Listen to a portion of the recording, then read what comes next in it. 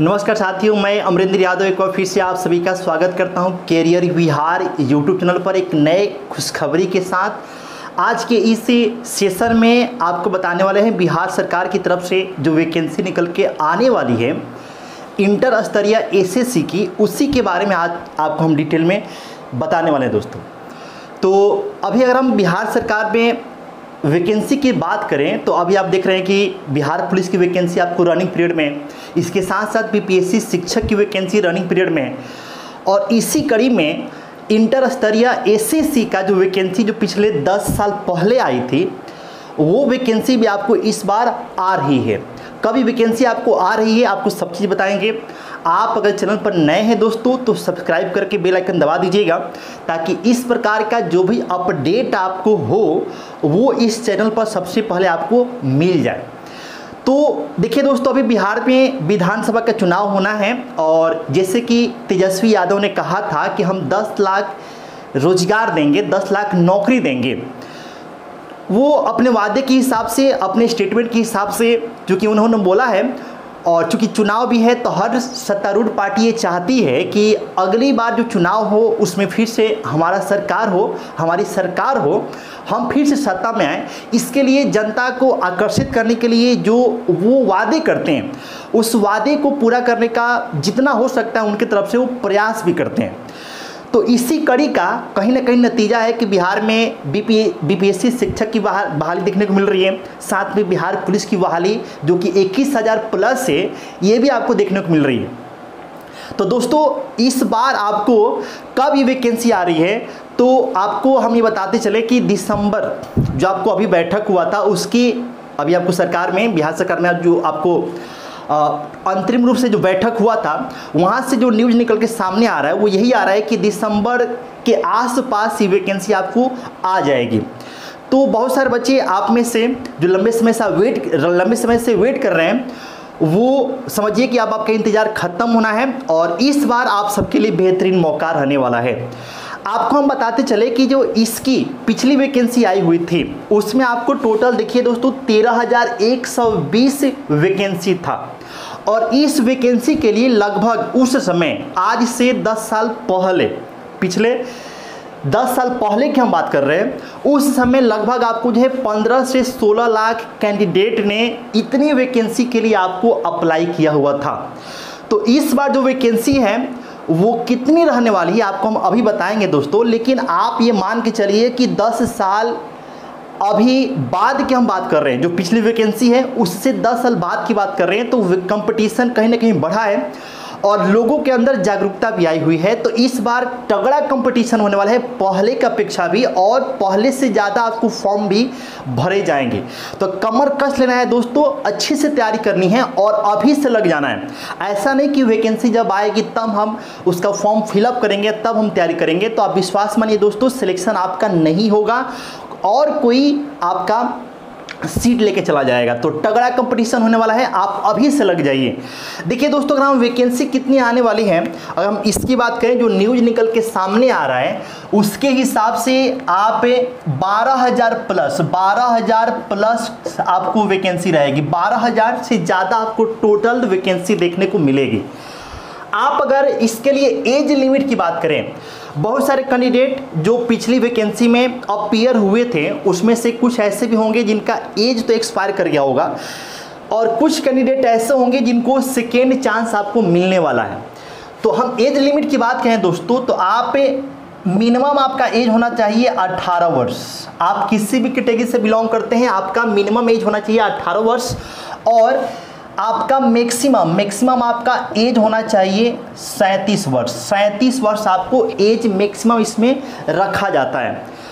आप अगर रिलैक्सेशन में आते हैं, जैसे कुछ कैटेगरी हैं बिहार में जिनको एज में छूट मिलती है, तो अगर हम रिलैक्सेशन की बात करें तो बीसी और ईबीसी जो कैंडिडेट होते हैं उनको एज में यहाँ पर 3 वर्ष की छूट मिलती है, यानी कि उनके लिए मैक्सिमम जो एज लिमिट होता है वो 37 साल तो सबके लिए, 3 साल उनको और ज़्यादा मिलता है, यानी कि उनके लिए मैक्सिमम एज हो जाएगा 40 वर्ष। यानी कि आप 18 साल से लेकर 40 साल के एज के बीच में आपका एज आ रहा है, आप बीसी और ईबीसी कैटेगरी से बिलोंग करते हैं तो आप इसके लिए एलिजिबल होंगे। वही जो SC ST वाले जो कैंडिडेट होते हैं उनको एज में 5 वर्ष का छूट मिलता है, 5 वर्ष, यानी कि उनके लिए मैक्सिमम जो एज लिमिट हो जाएगा वो 37 + 5 यानी कि 42 वर्ष हो जाता है दोस्तों। यहाँ पे 42 वर्ष हो जाता है।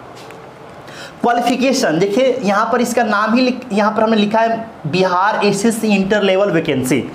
तो बिहार में जो इंटर लेवल वैकेंसी आ रही है उसका मिनिमम क्वालिफिकेशन है दोस्तों +2 यानी कि इंटरमीडिएट। आप अगर +2 यानी कि 12th पास आउट हैं तो आप इसके लिए एलिजिबल होंगे, बशर्ते कि आपको एज लिमिट का जो क्राइटेरिया है आप उसको फुलफिल कर रहे हो। ठीक है दोस्तों। और इस वैकेंसी की खास बात ये भी है कि आप अगर अदर स्टेट से हैं, बिहार के अलावे भी जो अदर स्टेट वाले हैं कैंडिडेट वो भी इंटरेस्टेड हैं तो इसके लिए अप्लाई कर सकते हैं। अब हम बात करते हैं दोस्तों कि जब आप फॉर्म के लिए अप्लाई कीजिएगा इस वैकेंसी के लिए, तो इसमें आपको चार्ज कितना पे करना होता है। तो देखिए जो जनरल वाले बच्चे हैं, जो EBC वाले बच्चे हैं, BC वाले बच्चे हैं, EWS वाले हैं, जो अदर स्टेट से आएंगे उन सभी को आपको चार्ज पे करना होगा 540 रुपये। 540 रुपये आपको चार्ज पे करना होगा। वही अगर आप SC ST कैटेगरी से बिलोंग करते हैं, फीमेल कैंडिडेट हैं, फिजिकल हैंडीकैप्ड हैं, तो आपके लिए चार्ज आपको पे करना होता है 135 रुपये यहाँ पे। तो फॉर्म अप्लाई कीजिएगा तो इतना आपको चार्ज पे करना होगा। और इसके अलावा जो साइबर कैफ़े वाले भाई साहब हैं वो अपने सेवा देने के लिए आपसे जो एक्स्ट्रा चार्ज करेंगे वो तो लगेगा ही। ये तो आपका ऑफिशियल जो डेटा है उसके अकॉर्डिंग आपको पेमेंट करना होगा। अब हम सिलेक्शन प्रोसेस की बात करते हैं दोस्तों। देखिए ये जो वैकेंसी आएगी दोस्तों ये क्लर्क लेवल की वैकेंसी होगी। क्लर्क लेवल की वैकेंसी होगी। जब क्लर्क लेवल की वैकेंसी होगी तो इसमें टाइपिंग जो है ना मस्ट है। जितनी भी क्लर्क लेवल की वैकेंसी होती हैं उसमें दोस्तों टाइपिंग निश्चित रूप से होता है। तो एक क्लर्क लेवल की वैकेंसी होगी। इसके सिलेक्शन प्रोसेस की बात करें तो सबसे पहले आपका प्री एग्जाम होगा, जिसको हम बोलते हैं प्रारंभिक परीक्षा, PT जिसको कहा जाता है। उसके बाद से आपको होगा मेंस का एग्जाम और टाइपिंग उसके बाद से आपका होगा। टाइपिंग आपको अभी से स्टार्ट कर देना है क्योंकि इसमें स्पीड आपको मेन है। स्पीड आपकी अगर नहीं होगी तो सारा मेहनत समझिए दोस्तों बेकार हो जाएगा।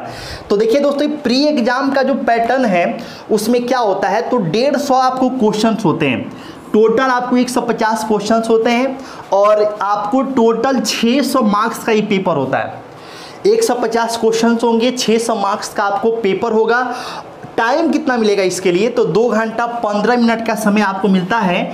और इस एग्ज़ाम में जैसे अभी बिहार पुलिस का जो एग्ज़ाम हो रहा है उसमें आपका निगेटिव नहीं होता है, लेकिन इस एग्ज़ाम में आप याद रखिएगा दोस्तों 1/4 का निगेटिव होगा। एक क्वेश्चन जितने नंबर का होगा उसका 1/4 नंबर आपको काट लिया जाएगा जब आप एक क्वेश्चन गलती करेंगे। अगर एक क्वेश्चन मान लीजिए कि 2 नंबर का है तो उसका 1/4 आप निकालेंगे तो 0.5 आएगा, ठीक है, तो वो काट लिया जाएगा एक गलती पे। अगर एक क्वेश्चन आपको 3 नंबर का है तो 3/4 निकालेंगे आप। 3/4 मतलब 0.75 नंबर आपको ये गलती पे काटा जाएगा। तो चूंकि 150 क्वेश्चन से 600 नंबर का आपका पेपर है, यानी कि एक क्वेश्चन आपका जो है 3 नंबर का होगा, तो 3 नंबर का होगा तो उसके 1/4 निकालेंगे तो आपका 0.75 आएगा। तो एक गलत क्वेश्चन पे आपका 0.75 नंबर आपको कटता है। ये बात आप दोस्तों ध्यान रखिएगा। अब देखिए आपके प्री एग्जाम में पूछेगा क्या, तो देखिए इसमें आपको दोस्तों साइंस पूछता है, मैथ पूछता है, रीजनिंग पूछेगा, जीके पूछेगा। तो मैथ आपके पूछे जाएंगे 25 मार्क्स, 25 क्वेश्चंस आपको रहेंगे, 25 क्वेश्चंस आपको रहेंगे। और साइंस के भी आपको 25 क्वेश्चंस होंगे, रीजनिंग के 50 क्वेश्चंस होंगे, जीके के जो हैं 50 क्वेश्चंस होंगे। यानी कि आपके इस पूरे एग्जाम में सबसे ज़्यादा जो पार्ट आपसे यहाँ पर पूछा जाएगा वो होगा जनरल अवेयरनेस का। जनरल अवेयरनेस में जो आपका साइंस का सेक्शन है वहाँ से 25 क्वेश्चन लगभग आपको 75 नंबर के, और जो जीके का जो पार्ट है वो 50 क्वेश्चन लगभग आपको जो है 150 नंबर के प्रश्न पूछे जाएंगे। मैथ और रीजनिंग मिलकर आपको 75 क्वेश्चन। एक क्वेश्चन अगर 3 नंबर का है तो 75 या 225 नंबर का ये हो जाएगा। इस एग्जाम की खास बात ये है दोस्तों कि इसमें इंग्लिश नहीं पूछा जाता है। तो बहुत सारे कैंडिडेट ऐसे हैं बिहार में जो इंग्लिश से डरते हैं। बहुत सारे बच्चे जो बिहार बोर्ड वाले हैं उनको इंग्लिश में काफ़ी प्रॉब्लम होता है, तो उन बच्चों के लिए 2 ही विकल्प होता है, या तो रेलवे या फिर बिहार में जो एग्ज़ाम्स होते हैं वो, क्योंकि बिहार में जो एग्ज़ाम्स होते हैं उसमें मैक्सिमम एग्ज़ाम ऐसे हैं जहाँ पर इंग्लिश नहीं पूछा जाता है। तो उसी कड़ी में ये भी है, इस एग्ज़ाम की खासियत ये भी है दोस्तों कि यहाँ पर इंग्लिश आपसे नहीं पूछा जाएगा। इस एग्ज़ाम में आप ये ध्यान रखिएगा दोस्तों कि जो आपका प्री एग्ज़ाम होगा वो केवल पास करना होता है, ये क्वालिफाइंग नेचर का होता है, इसके बेस पर आपको मेरिट नहीं बनेगा। तो आपका सिलेक्शन किसके बेस पर होगा दोस्तों?